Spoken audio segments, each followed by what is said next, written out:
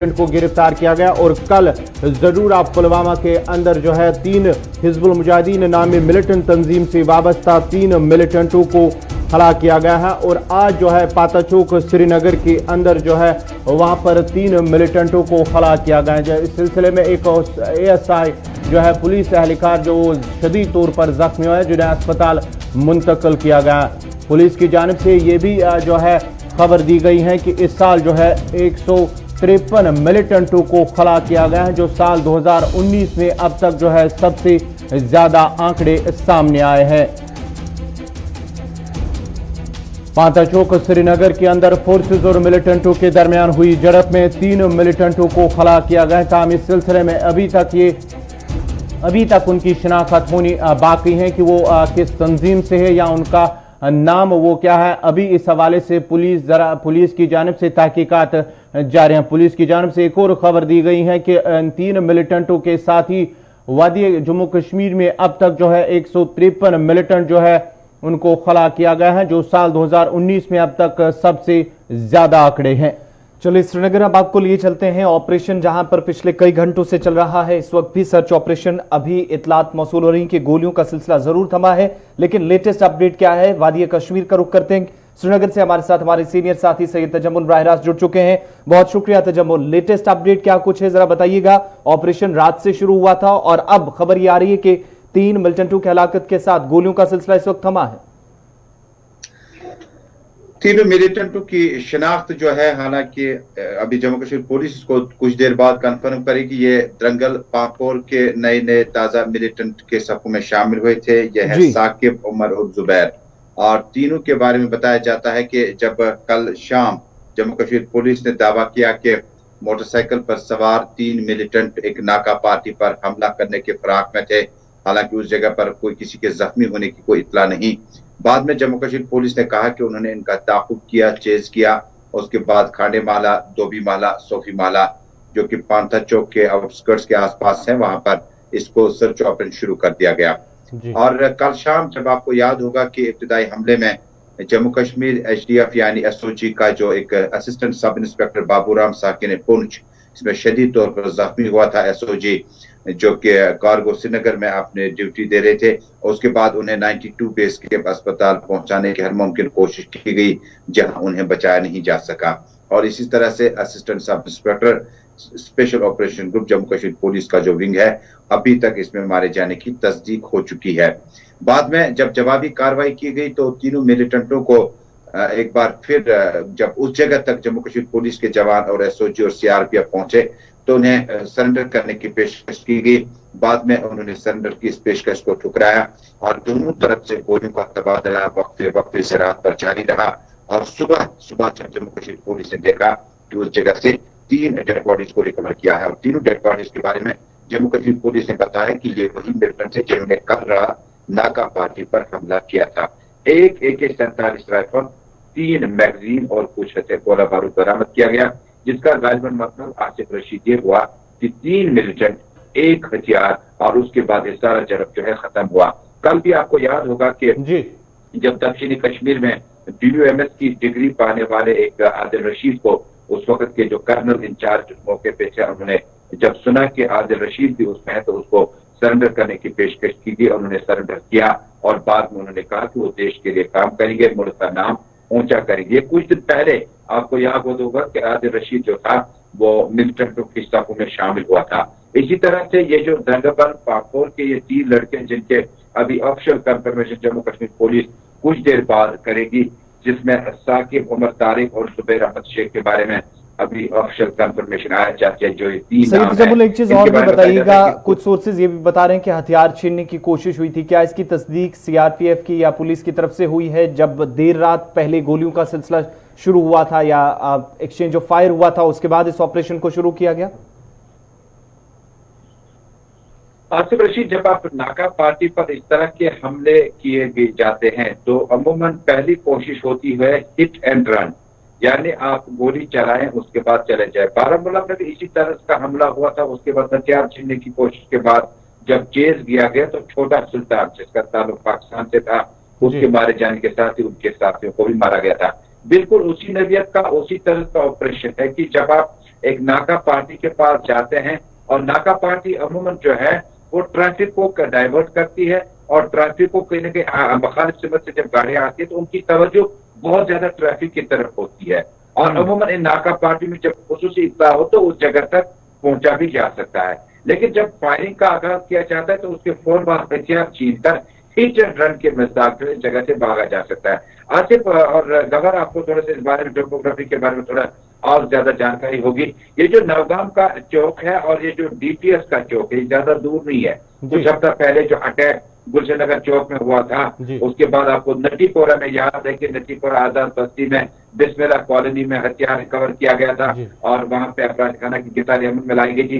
तो ये एरिया जो है ये एक ही जैसा है, बागी में गुलशन नगर, नटीपोरा और डीपीएस, पांथर चौक और सोफी माला आसपास का जो एरिया है। मुझे लगता है कि बड़ी कामयाबी जम्मू कश्मीर पुलिस के लिए जब उन्होंने आपसे कुछ देर पहले बताया कि तीनों को मारा जा चुका है। आप आइडेंटिफिकेशन ऑफिशियली जो है, हालांकि हम नाम और इलाके आपको बताए लेकिन आइडेंटिफिकेशन जो है वो कुछ देर बाद आएगी।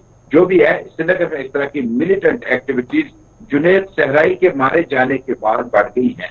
इससे कबल जुनेद सहराई के ज्वाइनिंग से कबल श्रीनगर में एक बार फिर एक्टिविटीज हुई थी शुरू, लेकिन उसके बाद मुझे लगता है कि आप आउटस्कर्ट्स श्रीनगर में और उसके बाद नटीपोरा में, फिर आपको याद होगा कि बसपोरा के आसपास मुल्फाग एरिया में इस तरह का एक अटैक हुआ। मुझे लगता है कि सिक्योरिटी फोर्सेज अब श्रीनगर में भी उनका कंसर्न बहुत ज्यादा रहेगा। क्या इस वक्त भी ऑपरेशन चल रहा है इस इलाके के अंदर? मजीद कितना वक्त लग सकता है वाइंड अप करने में चीजों को? देखिए, जब आप हथियार रिकवर करते हैं, जब डेड बॉडीज रिकवर करते हैं, उसके बाद आप सर्च ऑपरेशन कुछ घंटे और चलाते हैं, क्योंकि मलबे के पास में से आपने हंदवाड़ा इनकाउंटर, सोपोर इनकाउंटर में कई बार देखा होगा कि मलबे से भी कई बार गोलियां चलती है और ये लास्ट जब ऑपरेशन को खत्म किया जाता है, कॉल ऑफ किया जाता है, तो उस जगह को पूरा सैनिटाइज किया जाता है। उसके बाद स्क्रीनिंग की जाती है, फिर एक एक्सपर्ट की टीम एसओजी से आती है। वो जब कहते हैं कि अब जो हमारे पास इनपुट थे 2 से 3 या 4 थे, उन सारों को इस ऑपरेशन में पूरी तरह से कामयाबी के साथ मारा जा चुका है। उसके बाद ऑपरेशन कॉल ऑफ करने से कबल सीनियर पुलिस अफसर जो है वो जाए बर्दाश्त का दौरा करते हैं।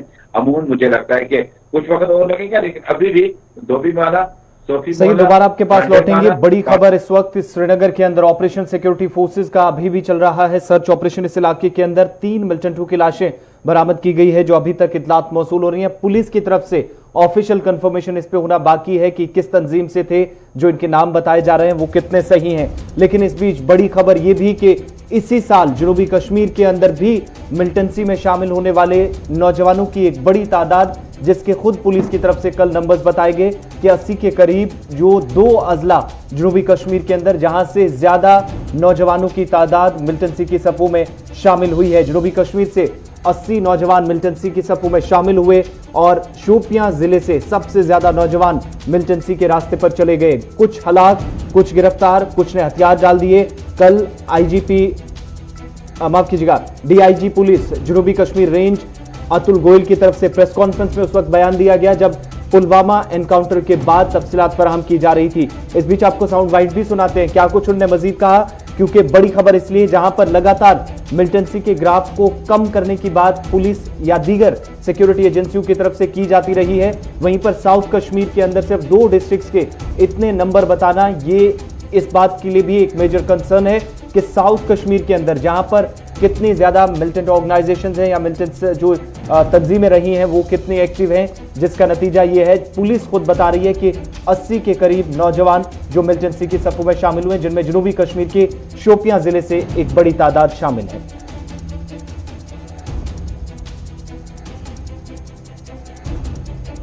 There's about 80 recruitments that have happened in South Kashmir. Most of the recruitments have been, we've seen a rise in Shopian of late, but that was, the so-called revival of Al-Badr, and Shakur Pare was heavily involved in this recruitment. So you saw in the operation that happened in Kalura, where Shakur Pare was neutralized, you had 4 young boys who had joined the terrorist ranks, maybe less than within a span of less than 2 months from July onwards. So yes, Shopian saw this spike after June. There's about 80 recruitments that have happened in South Kashmir. most of the recruitments have been, we've seen a rise. 80 नौजवान जनूबी कश्मीर से militancy की सफों में शामिल हुए। ये बात police की तरफ से कल प्रेस कॉन्फ्रेंस में की गई। अतुल गोयल जो कि डीआईजी साउथ कश्मीर रेंज के हैं। सैयद तजम्मुल, आपके पास आना चाहूंगा एक कमेंट के लिए। इस वक्त 5 या 6 दर्जन के करीब सिर्फ 2 डिस्ट्रिक्ट से नौजवान, या एक बड़ी तादाद इन 80 नौजवानों में सिर्फ 2 डिस्ट्रिक्ट के होना कितना बड़ा कंसर्न है अभी भी इन इलाकों के लिए या सिक्योरिटी एजेंसीज के लिए, जहां पर बार बार ये कहा जा रहा है कि मिलिटेंसी का ग्राफ नीचे आया है काफी ज्यादा, और खासतौर से 5 अगस्त 2019 के बाद जो ज्यादा दावा किया जा रहा था सिक्योरिटी फोर्सेज की तरफ से। तो देखिए, मुझे लगता है कि जो जम्मू कश्मीर पुलिस के बयानात आपको डॉक्टर एस पी वैद से लेकर दिलबाग सिंह और deputy inspector general south Kashmir Atul Goyal की तरफ से और बाकी सीनियर अफसरान की तरफ से आए हैं। एक वक्त था कि जब इंस्पेक्टर जनरल पुलिस हुआ करते थे तो वो कहते थे we can count them on fingers, अब इनको उंगलियों पे गिना जा सकता है कि कितने काफी बच्चे हैं। लेकिन जब भी आपने एनालिसिस की, जब भी आपने फिक्र की जम्मू कश्मीर की, तो फिगर हमारे सामने आया कि 80 और 90 के आसपास मिलिटेंट शामिल हुए। लेकिन इसमें एक बड़ी कामयाबी अभी आपसे पूछे पहले मैंने आपको बताया कि यूएमएस का जो स्टूडेंट था फाइनल ईयर का, वो कल उसने सरेंडर करके उसको बचाया जा सका और अलबदर के साथ एक बार फिर उस नेटवर्क को साउथ कश्मीर में दोबारा शुरू करने की कोशिश की गई। लेकिन आज से एक इम्पोर्टेंट बात, जब हम साउथ कश्मीर हम जाते हैं, त्राल, कुलगाम, अवंतीपोरा या पुलवामा जाते हैं, शोपियान जाते हैं, इमाम साहब के आसपास में जाते हैं, लोगों के मिजाज में बहुत तब्दीली आई है। यानी जब आप ग्राउंड पे देखते हैं 80 बच्चों का मिलिटेंसी में शामिल होना, 80 परिवारों का इसका कंसर्न होना, 80 मोहल्ले इसमें इन्वॉल्व रहना, एक अलग सा माहौल वहां पे बना हुआ है। और जम्मू कश्मीर पुलिस, मुझे लगता है कि जिस तरह से जो मिलिटेंट शामिल होते जाते हैं या इन्हें गिरफ्तारियां की गिरफ्तारियां बहुत कम हुई, सरेंडर बहुत कम बार हुए, बहुत सारे बच्चे जो हैं जो मिलिटेंसी के सफों में एक हफ्ता कबल शामिल हुए थे, मारे गए, और बहुत सारे लड़के हैं जो अभी भी मिलिटेंसी की सफों में शामिल हैं। साउथ कश्मीर एक कंसर्न रहा है, लेकिन ऑपरेशन ऑलिव 1 ऑलिव 2 के बाद अगर आपको याद होगा कि आसिफ के दिन के उजाले में इस एरिया में आपने मिलिटेंटों की रैलियां देखी और जुलूस जनाजों में आपने मिलिटेंटों को खुद आते हुए कमांडरों को पाया कि किस तरह से फायरिंग करके बाद वापस चले जाते थे। तो उस माहौल को सिक्योरिटी फोर्स ने काफी टाइम तक भांपा और उसके बाद सर्च ऑपरेशन ऑल आउट के बाद एक बार मैंने देखा कि 15 से 20 देहात को, कस्बों को एक ही बार सर्च ऑपरेशन क्रैकडाउन के जुम्मे में लाया गया। मुझे लगता है कि सिक्योरिटी फोर्सेस को कहीं ना कहीं पता है। सही, दोबारा आपके पास लौटेंगे क्योंकि बात जब सिक्योरिटी इदारों की हो रही है तो ये तो वादी कश्मीर की बात, जहां पर ऑपरेशन साउथ कश्मीर से सेंट्रल कश्मीर तक देखने को मिले। बात जरा जम्मू सूबे की, क्योंकि इंटरनेशनल बॉर्डर भी सुर्खियों में है, और क्यों कल 24 घंटों के दौरान इंटरनेशनल बॉर्डर का मामला काफी ज्यादा सुर्खियों में इस वक्त भी बना हुआ है, तफसीलात गौहर बताएंगे आपको। जी हाँ, कल जिस तरह से जो सांबा सरहद के नजदीक, बैन अवी सरहद के नजदीक गालर इलाके में बीएसएफ की जानिब से एक सुरंग जो है वो दरियाफ्त की गई है, जहां पर बीएसएफ ने यह दावा किया है कि जीरो लाइन से तकरीबन 150 मीटर की दूरी पर जो है सुरंग वो बीएसएफ की एक स्पेशल स्क्वाड की जानिब से उसे दरियाफ्त किया गया है। ये कल बीएसएफ का मानना है कि जहां पर ये सुरंग तकरीबन 3 फुट जो है चौड़ी, इस सुरंग 150 फुट जीरो लाइन से बरामद की गई है। उसके बाद ही एक बड़ी जो है मिलिटेंटों की कोशिश को नाकाम बनाया गया। इस खबर पे मजीद तफसीलात के लिए सीधा सांबा चलते हैं, जहां हमारे साथ जुड़ चुके हैं ऋषि खजूरिया। ऋषि, क्या कुछ ताजा अपडेट है इस हवाले से, क्या कुछ अभी तक जो है सामने आया है? देखिए, ये काफी बड़ी कामयाबी बीएसएफ को मिली है। जिस तरह से सांबा सेक्टर के अंतर्राष्ट्रीय सीमा के गांव गुलाड़ की वेल बैक पोस्ट पर ये जो सुरंग निकाली गई है पाकिस्तान द्वारा, और अगर इस सुरंग का जिक्र करें तो ये इंडियन टेरिटरी में लगभग 170 मीटर जो है वो आ चुकी थी, और उसी के साथ साथ आईजी बीएसएफ द्वारा इस की पूरी पुष्टि भी कर दी गई थी और बताया गया है कि लगभग 25 फीट गहरी ये सुरंग है और 2 बाय 3 का इसका जो डायमीटर, जो इसका मुंह है। और इसमें बड़ी बात यह है कि जो सुरंग के 2 मुंह हैं अलग अलग बने हुए हैं, और यहां पर अगर इस सुरंग की बात करें तो इस सुरंग के अंदर जो सैंड बैग्स का इस्तेमाल किया गया, यानी जो रेत के बड़े बैग्स यहां पर लगाए गए थे, उसके ऊपर साफ तौर पर मुहर जो थी वो पाकिस्तान की लगी हुई थी। यानी मेड इन पाकिस्तान कराची और शकरगढ़ की मोहर लगी हुई थी। और कहीं ना कहीं ये पाकिस्तान की काफी बड़ी साजिश थी कि इन्फिल्ट्रेशन किसी तरह से इस सुरंग के द्वारा की जाती। शायद यहां से कभी इन्फिल्ट्रेशन हुई हो, लेकिन ये पता कैसे चला ये मैं आपको बताना चाहता हूं कि जिस तरह से लगातार बारिशें हो रही हैं, तो बारिश की वजह से यहां पर ये जो टनल निकली है ये पूरी जगह बैठ चुकी थी। और जब बैठ चुकी थी पूरी जगह, तो बीएसएफ ने इस पूरी जगह को ठीक करने का एक सिलसिला शुरू किया। और जैसे ही उन्होंने ये पूरी जमीन की खुदाई शुरू की, तो वहां पर ये 170 मीटर लंबी सुरंग पाई गई, जिसमें सीमेंट यानी सैंड बैग्स भी थे। और कहीं ना कहीं मैं आपको बताना चाहता हूं कि अगर सांबा सेक्टर की बात करें तो लगभग कई बार यहां से इन्फिल्ट्रेशन की जाती है, और सुरंग भी लगभग 7वीं टनल ये जो डिटेक्ट की गई है। और आईजी बीएसएफ द्वारा यह भी बताया जा रहा है कि जब नगरोटा में आतंकी हमला हुआ था, तो शायद यहां से ही जो है वो आतंकियों ने घुसपैठ की थी और घुसपैठ कर ये नगरोटा की तरफ रवाना हुए थे। तो कहीं ना कहीं एक बड़ी कामयाबी आप इसे मान सकते हैं जो कि बीएसएफ को मिली है इस टनल को डिटेक्ट करके। एक चीज और भी बताइए, यहाँ पर अगर इस टेरिटरी में बताया जा रहा है कि इस तरफ से ये एक कोशिश थी सुरंग निकालने की, जो किसी हद तक कामयाब भी हुई थी, जिसे बीएसएफ ने अब कल इस चीज को देखा गया। लेकिन क्या जो बॉर्डर का एरिया है, इस एरिया के अंदर किसी तरह की मूवमेंट फोर्सेस की रहती है, कोई पेट्रोलिंग पार्टी यहां पर होती है, या फिर ऐसा इलाका है जिसे रेड जोन या एक बफर जोन की तरह छोड़ा है जहां पर ये सारी चीजें देखने को मिली हैं? देखिए आसिफ, मैं आपको बता दूं कि ये जो इलाका है ये पूरा जीरो लाइन पर है, बिल्कुल। फेंसिंग की बात करें, यहां पर हमारी फेंसिंग है, फेंसिंग के ये 170 मीटर आगे आए हैं। और अगर मैं बात करूं इस इलाके की, तो ये वहां पर रिहायशी इलाका है, गलाड़ इलाके में जो लोग हैं ये उन्हीं के खेत हैं, ये उन्हीं के खेत में ये सुरंग निकाली गई है। और किसी तरह का कोई आप ये नहीं कह सकते बफर जोन, ये आप रेड जोन ही कह सकते हैं, क्योंकि तारबंदी के बिल्कुल पास है। और यहां पर यह भी बताया जाता है कि पाकिस्तान ने जो फेंसिंग के उस पार जो पेड़ है, पेड़ के अंदर एक मोर्चा भी बनाया हुआ उन्होंने। तो शायद ये काफी अरसे से इस सुरंग को खोदने में लगे हो। लेकिन आईजी बीएसएफ का साफ तौर पर कहना है कि जो रेत के बैग्स मिले हैं वो पूरी तरह से फ्रेश है, जिसके ऊपर पूरी तरह से आप देख सकते हैं कि पाकिस्तान, मेड इन पाकिस्तान की मोहर लगी हुई है। तो कहीं ना कहीं ये काफी बड़ा मसला है अगर सिक्योरिटी पॉइंट ऑफ व्यू से बात करें। लेकिन ये समय पर ही इस टनल को डिटेक्ट कर लिया गया है। ये तो भगवान का शुक्र है कि बारिश पड़ी है, बारिश की वजह से ये जमीन बैठ गई है। और जब इन्होंने पूरी जमीन को ठीक करने का प्रयास शुरू किया, तो ये सुरंग निकली है। सुरंग मैंने खुद देखी है, वहां पर 2 अलग अलग मुंह बने हुए, एक आप डायमीटर 2x3 का ले लीजिए और एक का डायमीटर आप 2x2 का ले लीजिए, और 25 फीट ये गहरी है। तो आप अंदाजा लगा सकते हैं कि शायद ये यहां अगर 170 मीटर आगे है, तो यहां से पाकिस्तान काफी दूरी पर है। तो कितनी लंबी टनल है ये, जो कि पूरा प्रयास पाकिस्तान का एक षड्यंत्र रचा जा रहा था कि यहां से लगातार। बहुत शुक्रिया तफसीलात फराहम करने के लिए। सांबा से हमारे नुमाइंदे ऋषि खजूरिया हमारे साथ थे, क्योंकि सांबा के अंदर बीएसएफ की तरफ से बड़ी कामयाबी का दावा किया गया, जहां पर एक सुरंग को निकाला गया, जो निकाली गई थी, जिसे कल दरियाफ्त किया गया है। और अब इस सुरंग को सील किया गया है, जहां पर सीमेंट के बैग्स वगैरह आईजी बीएसएफ के एस जम्वाल की तरफ से प्रेस कॉन्फ्रेंस में भी ये खुलासा किया गया।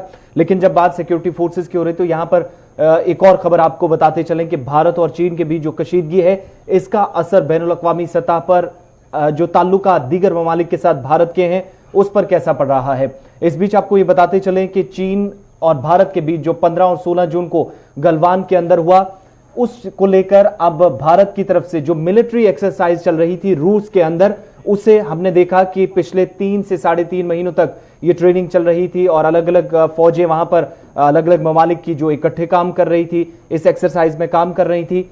लेकिन अब भारत की तरफ से जहां पर एक आला सतही मीटिंग हुई और इस मीटिंग के दौरान यह फैसला लिया गया कि रूस के अंदर जो मिलिट्री एक्सरसाइज चल रही थी, मिलिट्री एक्सरसाइज जिसे MME के नाम से भी जाना जाता है, वहां से भारत ने अपनी फौज वापस बुलाने का फैसला किया है। और यह फैसला इस तराजुल में किया गया है कि 4 से 6 सितंबर के बीच वजीर दिफा राजनाथ सिंह का रूस का दौरा है, जहां पर जो शंघाई ताउन तंजीम का इजलास है उस इजलास में शिरकत करेंगे। तो वहां पर भारत चीन के खिलाफ अपनी बात रख सकता है LAC के मामले पर। उससे पहले फौज को वापस बुलाना और एक्सरसाइज का पार्ट न बनना, जो फैसला दिल्ली के अंदर लिया गया, जहां पर chief of defence staff general Bipin Rawat के साथ साथ external affairs minister Subrahmanyam Jaishankar भी इस मीटिंग में शिरकत कर रहे थे। और इस मीटिंग के बाद यह फैसला लिया गया है और अब रूस और चीन की फौजें जहां पर एक साथ इस एक्सरसाइज में रहेंगी, भारत ने अपनी फौज को वापस बुलाने का फैसला किया है। जब रशिया के अंदर जो पाकिस्तान, चाइना, रशिया और इंडिया को भी अपनी जो फौजी मशक़ है वहां पर इस हवाले से जो सिलसिला शुरू किया था, ताहम भारत ने फैसला किया है कि चीन और पाकिस्तानी फौजियों के साथ जो है भारतीय फौज इन मशकों में, इन एक्सरसाइज जो होने वाली हैं उसमें शिरकत नहीं करेगी। भारत का फैसला है, वजारत दाखिला की जानिब से, वजारत खारजा की जानिब से यह फैसला किया गया है कि अब रशिया के अंदर चाइना और पाकिस्तानी फौजियों के साथ भारतीय फौज जो है वहां पर एक्सरसाइज में हिस्सा नहीं लेंगी। चलिए इस बीच बड़ी खबर आपको बताते चलें, जब हम वादी कश्मीर जाएंगे, लेकिन उससे पहले अनलॉक 4 के लिए सरकार की तरफ से गाइडलाइंस जारी कर दी गई है। नई गाइडलाइंस में मजीद कुछ इलाकों के अंदर राहत मिलेगी। नई गाइडलाइंस सरकार की तरफ से जारी की गई है अनलॉक 4 का, जिन्हें नाम दिया गया है। सकाफती और मजहबी इजलास की इजाजत सरकार ने नई गाइडलाइंस में दे दी है, लेकिन 21 सितंबर के बाद, और स्कूल और कॉलेज 30 सितंबर तक फिलहाल बंद रहेंगे। अनलॉक 4 में 7 सितंबर से मेट्रो रेल खदमात भी चलेंगी। हुकूमत की तरफ से गाइडलाइंस जो जारी की गई हैं, स्कूल कॉलेज 30 सितंबर तक बंद रहेंगे और इसका फैसला रियासतों और मरकज के जेर इंतजाम इलाकों की इंतजामिया से बातचीत करके किया गया है। यानी आपसी मुशावरत हुई है तमाम रियासतों और यूनियन टेरिटरीज की इंतजामिया के बीच, जिसके बाद यह फैसला लिया गया। और बड़ा फैसला यह है इसमें कि ओपन एयर थिएटर जहां पर 21 सितंबर को खोले जाएंगे, वहीं पर समाजी, एकेडमी, स्पोर्ट्स, एंटरटेनमेंट, सकाफती और मजहबी इजलास की इजाजत 21 सितंबर से होगी। लेकिन नई गाइडलाइंस के मुताबिक इन इजलासों में, इन मीटिंग्स में 100 लोगों तक ही मौजूद किसी को जाने की इजाजत मिलेगी, यानी सिर्फ 100 लोग एक मीटिंग के अंदर हिस्सा ले सकते हैं। हालांकि इजलास में लोगों के लिए फेस मास्क पहनना लाजमी करार दिया गया है, सोशल डिस्टेंसिंग पर अमल करना है और इसके अलावा थर्मल स्क्रीनिंग मुख्तलिफ मकामात पर की जाएगी। हैंड वॉश, सैनिटाइजर्स का पूरा इंतजाम किया जाना चाहिए। जहां जहां पर मजहबी मकामात पर लीडरान की तरफ से या कोई और मीटिंग की जाती है तो वहां पर ये तमाम इंतजामात होने चाहिए। और नई गाइडलाइंस में यह भी कहा गया है कि 30 सितंबर तक जहां पर स्कूल और कॉलेज बंद रहेंगे और इस बीच जो ऑनलाइन और डिस्टेंस लर्निंग पहले की तरह चल रही है या ऑनलाइन एजुकेशन है वो कंटिन्यू रहेगी। 21 सितंबर से कुछ सरगर्मियों में रियायत दी जाएगी और 50% स्टाफ को ऑनलाइन ट्यूशन के लिए भी स्कूल बुलाया जा सकेगा। ये 21 सितंबर के बाद नई गाइडलाइंस के मुताबिक। लेकिन कंटेनमेंट जोन से बाहर, जो कंटेनमेंट जोन ऑलरेडी करार दिए गए हैं, इनसे बाहर 9वीं जमात से 12वीं जमात तक के तलबा और टीचर्स की रहनुमाई हासिल करने के लिए अपनी मर्जी से जा सकते हैं, लेकिन इसके लिए वालिदैन से तहरीरी मंजूरी जरूरी होगी नई गाइडलाइंस के मुताबिक। और इसके अलावा जो PhD और रिसर्च स्कॉलर्स हैं वो लेबोरेटरी जा सकते हैं, मगर इसके लिए कुछ शराइत लागू की जाएंगी। और मुल्क भर में cinema hall, swimming pool, theatre फिलहाल बंद रहेंगे। बैनुल अक़वामी सफर पर रोक रहेगी। इंटरनेशनल फ्लाइट फिलहाल चलाने का फैसला नहीं लिया गया है और कोई भी रियासत मरकज से तबादला ख्याल किए बगैर कंटेनमेंट जोन के बाहर अनलॉक या लॉकडाउन नहीं लगा सकती। लॉकडाउन का फैसला अगर कहीं रियासत में किया जाता है, यूटी इंतजामिया करती है, तो पहले बातचीत, पहले मशावरत मरकजी सरकार से करनी होगी। यानी अपनी मर्जी से रियासतों और यूटी के अंदर पाबंदियां नहीं लगाई जा सकेंगी। यौम आशूरा भी है, इस पर भी बात करेंगे। सिक्योरिटी सूरत हाल और इंतजामात मुल्क भर के अंदर, साथ ही साथ जम्मू कश्मीर और लद्दाख के अंदर, इस पर बात करेंगे। लेकिन यहां पर फटाफट से आपको भी बताते चलें कि आज वज़ीर आज़म की तरफ से प्रोग्राम मन की बात, जो रेडियो प्रोग्राम होता है, वो आज 67वां एडिशन होने जा रहा है। 11 बजे इसका प्रसारण होगा, जो नशरियात रेडियो प्रोग्राम में होती हैं। और आज के प्रोग्राम में माना जा रहा है कि सरकार की जो गुज़श्ता दिनों पॉलिसीज आई हैं या जो मीटिंग्स रही जिनमें कई बड़े फैसले लिए गए मरकज की तरफ से, उन तमाम पर वज़ीर आज़म बात कर सकते हैं। और साथ ही साथ जो अनलॉक 4 की गाइडलाइंस की गई या कोविड-19 के बाद जो सूरत हाल, उसके मुतालिक कोई जानकारी वज़ीर आज़म की तरफ से आज के प्रोग्राम में दी जा सकती है। और सबसे ज्यादा जो इंतजार है कोविड-19 की वैक्सीन तैयार होने का, उस पर आज शायद वज़ीर आज़म की तरफ से कोई इशारा किया जा सकता है, कोई बात इस पर की जा सकती है, क्योंकि मुल्क के 3 बड़े इदारे सीरम इंस्टीट्यूट की सरबराही में इस वक्त हिंदुस्तान के अंदर कोविड-19 वैक्सीन की तैयारी में मसरूफ नजर आ रहे हैं। चलिए अब आपको वादी कश्मीर भी लिए चलते हैं, मुल्क के दीगर हिस्सों की भी बात करेंगे और गौहर आपको बताएंगे कि आज यौम आशूरा है, 10 मुहर्रम है, क्या कुछ इंतजामात हैं, सिक्योरिटी सूरत हाल। आज यौम आशूरा है और इस सिलसिले में शहर श्रीनगर के अंदर जो है सिक्योरिटी के सख्त इंतजामात हैं, जहां पर जुलूस आज निकालने के हवाले से जहां इंतजामिया की जानिब से इंतजामात पहले ही गए हैं, जिन जुलूसों को बंद करने के हवाले से उस पर पाबंदियाँ आयद की गई हैं। और यौम आशूरा के सिलसिले में शहर श्रीनगर के मुख्तलिफ इलाकों में जो है वो बंदिशें आयद की गई हैं। कल भी हमने देखा जहां बडगाम के अंदर जो है एक पुरअमन तौर पर जो है आज़ादारों का एक जुलूस जो है बरामद हुआ है। उसके साथ साथ ही करगिल के अंदर भी जो है आज़ादारों का एक जुलूस बरामद हुआ। उसके साथ ही बिमना खुमैनी चौक बिमना श्रीनगर के अंदर जहां भी एक आज़ादारों का जुलूस बरामद हुआ, ताहम पुलिस ने उस जुलूस को नाकाम बनाते हुए वहां पर जो है उनको मुंतशिर किया है। और साथ ही साथ वहां पर जो है लाठी चार्ज का इस्तेमाल हुआ, आंसू गैस का इस्तेमाल भी हुआ, जिसमें कई जो है आज़ादार जख्मी होने की खबर मौसूल हुई है। और इस सिलसिले में पहले इंतज़ामिया की जानिब से आज जो जुलूस पर पाबंदियाँ आयद की गई, उस सिलसिले में श्रीनगर शहर के मुख्तलिफ इलाकों के अंदर जो है सख्ती से के साथ जो है पाबंदियाँ आयद की गई, जबकि मुल्क भर के साथ साथ ही कोविड-19 के पेश नज़र जो है जुलूसों पर पाबंदियाँ आयद की गई है। योम आशूरा का आज 10 मुहर्रम में योम आशूरा है और हमने देखा कि इंतजामिया की जानिब से पाबंदियां वस्ती कश्मीर के बडगाम के अंदर भी, जहां लॉकडाउन भी रहा और उसके बावजूद भी जुलूस पुरअमन तरीके से निकाले गए। और बटमालो जहां पर गुज़श्ता दिनों तैयारी की गई थी जुलूस की, उसके बाद पुलिस की तरफ से ताकत का भी इस्तेमाल किया गया कुछ मकामात पर। कल भी बिमना श्रीनगर के अंदर जहां पर जुलूस को रोका गया और उसके बाद कुछ लोगों को जहां पर खबर ये भी आई कि यहां पर पुलिस की तरफ से कुछ लोगों को गिरफ्तार भी किया गया, बाद में जिनकी रिहाई भी हुई।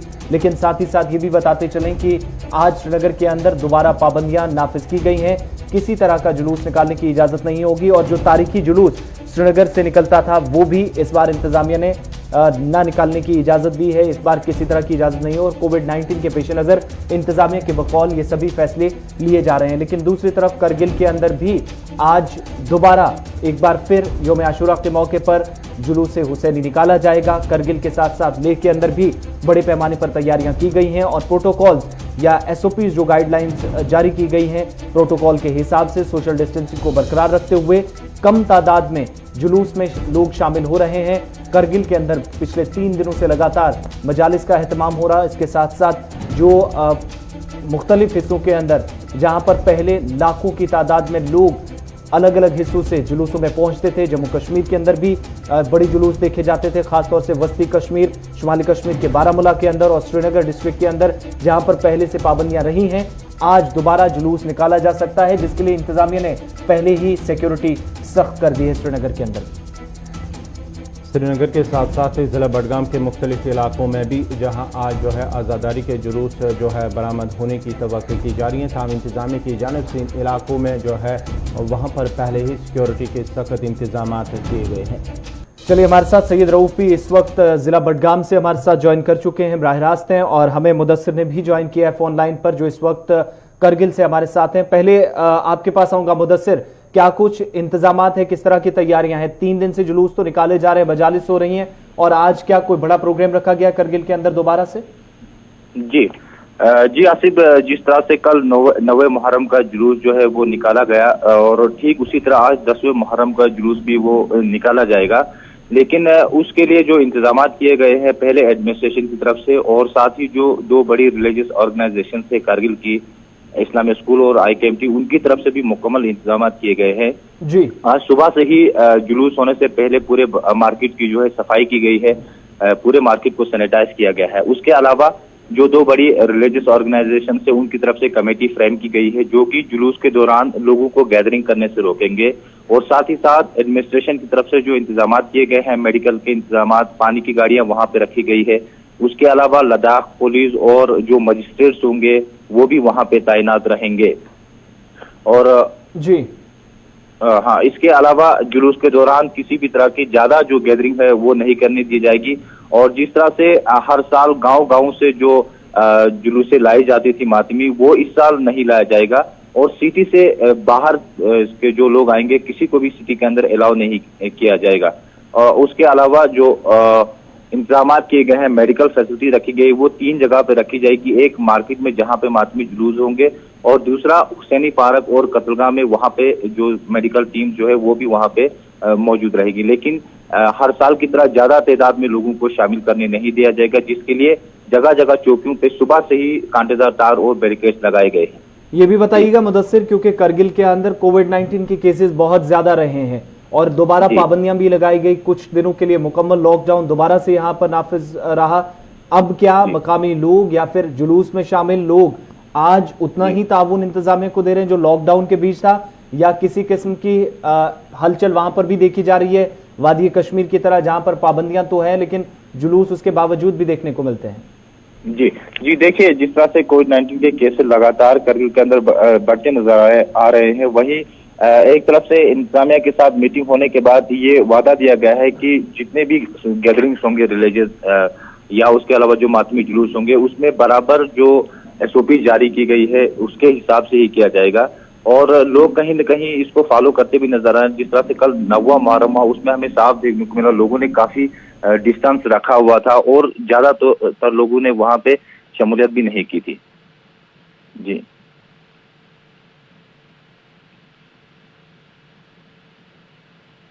आशूरा के सिलसिले में जो है पुरअमन तौर पर जिस तरह से कल भी हमने देखा है कि 9वें मुहर्रम उल हराम के पेश नज़र वहाँ पर जो है जुलूस निकाला गया, आज़ादारों की एक बड़ी तादाद जो उस जुलूस में शामिल थी। वहाँ पर अगर हम देखें तो कल जिस तरह से वहाँ पर सोशल डिस्टेंसिंग के साथ साथ मास्क का भी जो सही इस्तेमाल किया गया है, जो इंतजामिया की गाइडलाइंस है, SOP जारी किए गए, उस पर अमल दरामद करते हुए वहाँ पर जो है जुलूस बरामद किया गया। और जहाँ आज भी माना जाता है कि उन गाइडलाइंस को फॉलो करते हुए आज भी जो है वहाँ पर जो है आज़ादारों का एक जुलूस बरामद होगा। अब जरा श्रीनगर का रुख करते हैं, जहां पर हमारे साथ श्रीनगर से बराह रास्त सईद रूफ जुड़ चुके हैं। रूफ, किस तरह के इंतजाम किए गए हैं आज यौम आशूरा के हवाले से? देखिए गवर्नर, अगर आज के दिन के हवाले से बात करें तो श्रीनगर में कर्फ्यू जैसा माहौल है। सरकार ने, एडमिनिस्ट्रेशन ने पूरी तरह रेस्ट्रिक्शन लगा दी है पूरे श्रीनगर में, और खासकर उन एरियाज में जहां पे शिया पॉपुलेशन के लोग रहते हैं। अगर हम बात करें आज के दिन के हवाले से, एक बड़ा जुलूस जो निकलता है, जो रिवायती जुलूस निकलता था 10 मुहर्रम हराम को, वो मिरगुंड के बाबुल उलूम से निकलकर वो सुबह निकलता था और शाम को देर गए वो इख्तिताम पजीर होता था इमाम बाड़ा बडगाम में, और जिसमें तकरीबन वादी कश्मीर के हर एक इलाके से लोग जो है वो शिरकत करते थे और एक बड़ा जुलूस माना जाता था। मगर जिस तरह सरकार ने पाबंदी लगाई, अगरचे मुहर्रम हराम के इन अयाम में हमने देखा कि मोहल्ले या जो गली कोचे हैं या जो छोटे छोटे जुलूस हैं, वहां पे अगरचे उनको अलाउ किया गया। मुझे जिस तरह सरकार ने रेस्ट्रिक्शन लगाई है, जिस तरह पाबंदियां लगाई है, ऐसा नहीं लग रहा है कि इस तरह के जुलूस को आज अलाउ किया जाएगा। श्रीनगर के साथ साथ बडगाम में, मागाम में, बारामूला से इस तरह की खबरें हैं, जहां जहां से भी शिया पॉपुलेशन है वहां पे काफी ज्यादा रेस्ट्रिक्शन लगाई गई है। तो ऐसा लग रहा है कि आज जो बड़ा रिवायती जुलूस निकलना था उसको अलाउ नहीं किया जाएगा। एक चीज और भी बताइएगा, श्रीनगर के अंदर पाबंदियां, इस वक्त खबर ये आ रही है कि मुख्तलिफ इलाकों के अंदर बैरिकेडिंग करके बंद कर दिया गया है। शहर के अंदर की क्या कुछ इस वक्त की तफसीलात हैं, और दिन भर क्या मजीद कोई जुलूस इस तरह की निकालने की कोशिश हो सकती है? कल भी हुई और इस बीच झड़प भी हुई पुलिस के साथ आजादारों की। देखिए, कल आसिफ बेबिना इलाके में हमदानिया कॉलोनी में एक जुलूस निकाला गया था। वहां पे पुलिस और फिर आजादारों के बीच में झड़पें हुई है। वहां पे टेयर गैस का इस्तेमाल किया गया है और कई आजादार है जो जख्मी हुए थे, जिनको फिर अस्पताल ले जाया गया है, जहां पे उनको एडमिट भी किया है। कई आजादारों को जख्मी चोटें भी आई है। मगर आज के दिन के हवाले से करें कि आज कोई छोटा जो जुलूस है वो नहीं निकलता है। जहां पे हम मोहल्लों की बात करें या शाम देर गए जैसे जुलूस निकलते हैं, आज बड़े जुलूस निकलते हैं। जैसे मैंने पहले कहा कि आज बड़ा जुलूस जो है वो बडगाम से निकलना होता है, जो मिरगुंड से लेकर बडगाम तक, जिसमें तकरीबन हर एक इलाके से लोग जो है वो शिरकत करते हैं। तो ऐसा मुमकिन नहीं है, पॉसिबल नहीं है जिस तरह सरकार ने जो बैरिकेड्स लगाई है। और श्रीनगर की यही हालत है, कर्फ्यू जैसा माहौल है, कर्फ्यू जैसा समय। जो भी रास्ते श्रीनगर की तरफ जाते हैं, डाउनटाउन की तरफ जाते हैं, उनको कागजात से बंद रखा गया है। आज के दिन के हवाले से अगर बडगाम से जुलूस निकाला है, कल 11 मुहर्रम उल हराम है, कल मागाम बडगाम में एक बड़ा जुलूस निकालना होता है। तो मुझे नहीं लग रहा कि कल के जुलूस को भी अलाउ किया जाएगा, क्योंकि अब एडमिनिस्ट्रेशन ने ये सोचा कि चलो अगर मोहल्ले में जुलूस जो निकलता है वहां पे जितनी पॉपुलेशन है वो अगर जमा होती है, मगर पूरी से अगर लोग आएंगे जुलूस में शिरकत करने के लिए वो शायद मसला बन जाएगा। इस वजह से आज काफी ज्यादा रेस्ट्रिक्शन लगाई गई है।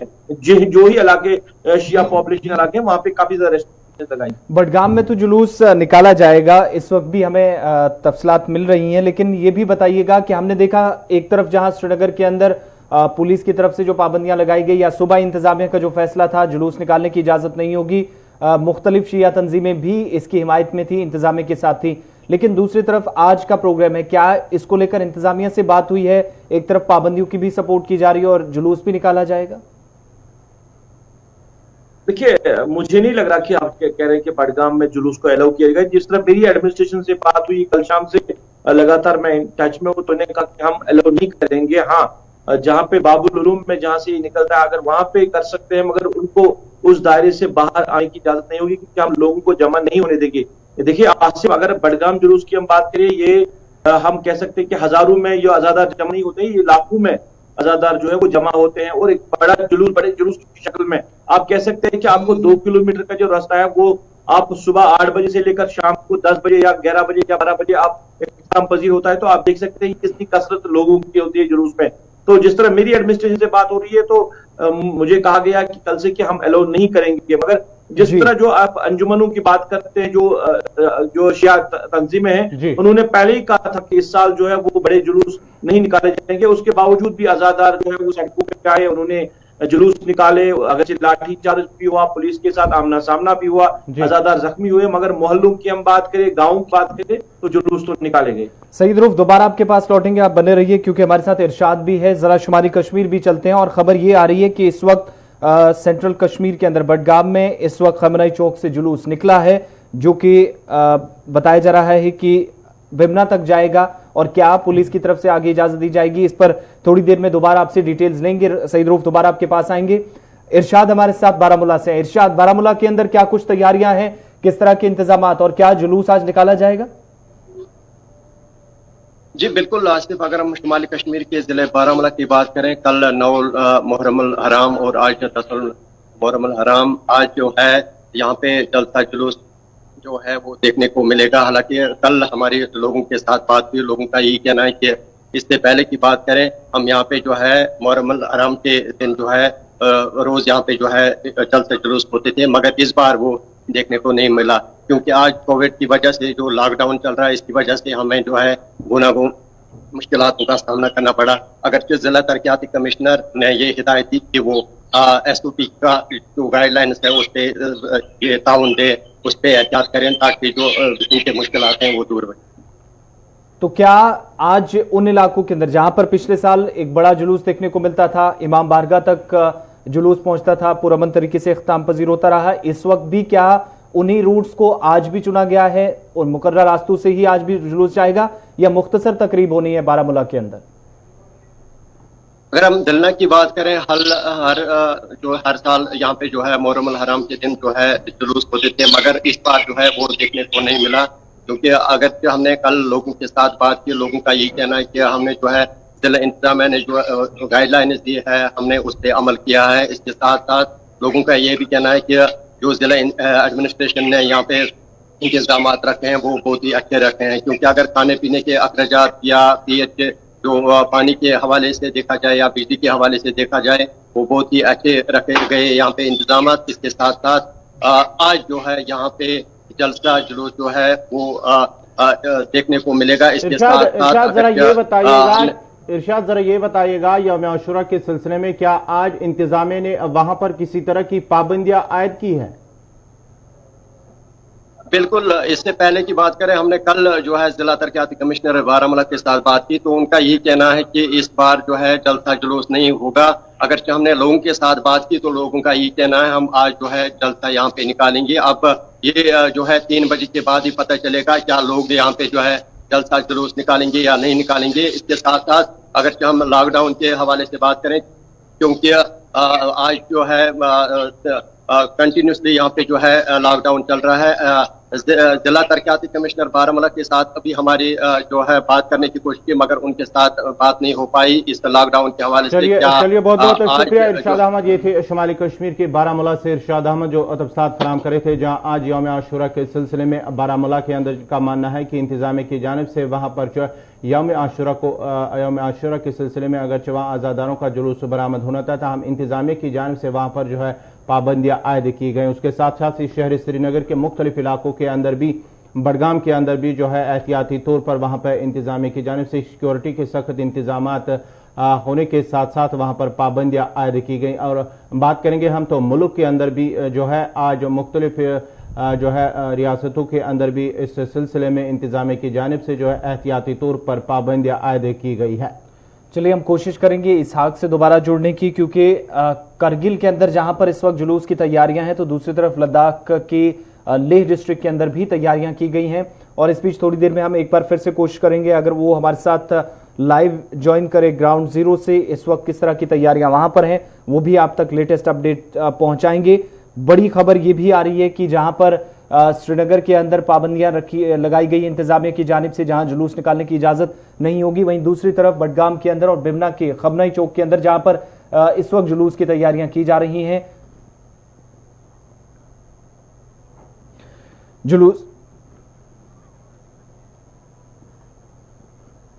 चलिए जैसे इस पर और भी अपडेट आएगा आपको जरूर बताएंगे। लद्दाख से भी और साथ ही साथ बडगाम और श्रीनगर के अंदर और शुमाली कश्मीर में भी जो कुछ तैयारियां चल रही हैं, मजीद अपडेट्स आएंगी तो अब तक पहुंचाते रहेंगे। साथ साथ अब जरा बढ़ते हैं आगे, बात सियासत की भी करते हैं, क्योंकि जम्मू कश्मीर के अंदर इन दिनों सियासी सरगर्मियां काफी ज्यादा होने लगी हैं और 5 अगस्त के बाद पहली बार देखा जब खुलकर कई बड़े पॉलिटिकल लीडर्स सामने आए हैं और मीटिंग्स का सिलसिला शुरू हो गया है। कल हमने देखा है कि नेशनल कॉन्फ्रेंस की जानिब से नेशनल कॉन्फ्रेंस के जो हेड ऑफिस हेड क्वार्टर वाका नवाज सुबह वहां पर एक आला सतही इजलास जो है वो मुनक्किद हुआ। पहली बार जो है 1 साल के बाद जो है पॉलिटिकल अफेयर्स का इजलास जो है वो कल डॉक्टर फारूक अब्दुल्ला, पार्टी के सदर डॉक्टर फारूक अब्दुल्ला की सरबराही में जो है वहां पर मुनक्किद हुआ है। और फारूक अब्दुल्ला के अलावा वहां पर उमर अब्दुल्ला नायब सदर पार्टी के और साथ ही साथ अली मोहम्मद सागर और दीगर जो सीनियर लीडरान हैं वो इस इजलास में शरीक हुए हैं, जहां पर जो है मीटिंग के दौरान जो मौजूदा सियासी सूरत हाल है उस पर तबादला ख्याल हुआ। और साथ ही साथ जब इजलास के दौरान इस बात का भी अहद किया गया है कि जो जम्मू कश्मीर की जो खुसूसी पोजीशन उसकी बहाली के लिए, यानी कि 5 अगस्त से पहले जो जम्मू कश्मीर की हैसियत थी उसके बहाली के लिए वो जद्दोजहद करने का उन्होंने इस दौरान जो है अज़म दोहराया। और साथ ही साथ अगर हम बात करेंगे तो गुपकार अलमिया को तौसी देने पर जो है उस पर भी इत्तेफाक किया गया है। उस पर अगर तौसी की जानी है तो डॉक्टर फारूक अब्दुल्ला को इस हवाले से जो है इख्तियारात दिए गए। और साथ ही साथ अगर बात करेंगे कल की मीटिंग में अली मोहम्मद सागर के अलावा जो मुस्तफ़ा कमाल और दीगर सीनियर लीडरान, जबकि कई दीगर लीडरान के साथ जो है वीडियो कॉन्फ्रेंस के जरिए उनके साथ बातचीत की गई है।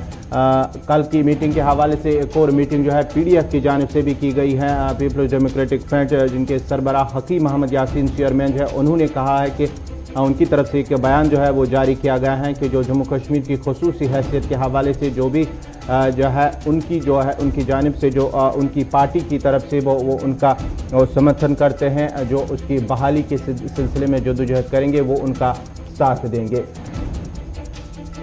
इस खबर पर मजीद बात करने के लिए हमारे साथ senior editor news editor Vinod Kumar Jammu से जुड़ चुके हैं। विनोद जी, आपसे जानना चाहेंगे जिस तरह से कल पार्टी के अंदर नेशनल कॉन्फ्रेंस के हेडक्वार्टर पर जो मीटिंग हुई है उसके साथ साथ जो इजलास मुनक्किद हुआ उस पर जिस तरह से पार्टी के अंदर जो उन्होंने कहा कि जो जम्मू कश्मीर की खुसूसी पोजीशन 5 अगस्त से पहले जो थी उस पर उन्होंने इत्तेफाक जाहिर करते हुए कहा कि उस पर जो है जद्दोजहद जारी करेंगे। तो कहां पर आप इस बयान को देखते हैं? देखिए, नेशनल कॉन्फ्रेंस से लोग थोड़े नाराज हैं क्योंकि नेशनल कॉन्फ्रेंस ने उस वक्त कहा था कि हम 370 को कुछ नहीं होने देंगे, 35 को हमारे रहते कुछ नहीं हो सकता, लेकिन उसके बावजूद भी 5 अगस्त 2019 में इसमें तरमीम की गई और 35 को हटा दिया गया, 370 में संशोधन कर दिया गया। और अब ये अपनी पोजीशन दोबारा बनाने के लिए गुपकार डिक्लेरेशन को आगे ला करके ये बताना चाहते हैं कि अब भी नेशनल कॉन्फ्रेंस और 6 बाकी तंजीमें और पीडीएफ ने भी आप ये कहा कि वो 370 या स्पेशल स्टेटस को बनाए रखने के लिए जो संघर्ष है उसके साथ है। लेकिन अगर भाजपा की बात करें या फिर राजनीतिक गलियारों में जो पंडित है, राजनीतिक पंडित, उनका कहना है कि सुई वापस नहीं होती, रिवर्स नहीं होती है, समय जब निकल जाता है वो वापस नहीं आता है, सांप निकल चुका है, अब लकीर पीटने वाली बात है। और ऐसा ही नेशनल कॉन्फ्रेंस के लोग कर रहे हैं। लेकिन नेशनल कॉन्फ्रेंस को कश्मीर की जो कश्मीर बेस्ड पॉलिटिकल पार्टीज हैं, छोटे छोटे ग्रुप, उनका समर्थन जरूर मिल रहा है। कल भी ऐसा ही प्रयास नेशनल कॉन्फ्रेंस की तरफ से किया गया। डॉक्टर फारूक अब्दुल्ला की अगुवाई में ये मीटिंग की गई। हालांकि मीटिंगों का सिलसिला तब पहले से ही चल रहा था, लेकिन राम माधव एक इम्पोर्टेंट बिंदु थे। राम माधव का आना, राम माधव का चंद ऐसे नेताओं से मिलना जिनका ताल्लुक डायरेक्टली नेशनल कॉन्फ्रेंस से भी है, तो कहीं ना कहीं नेशनल कॉन्फ्रेंस की होश उड़ गई।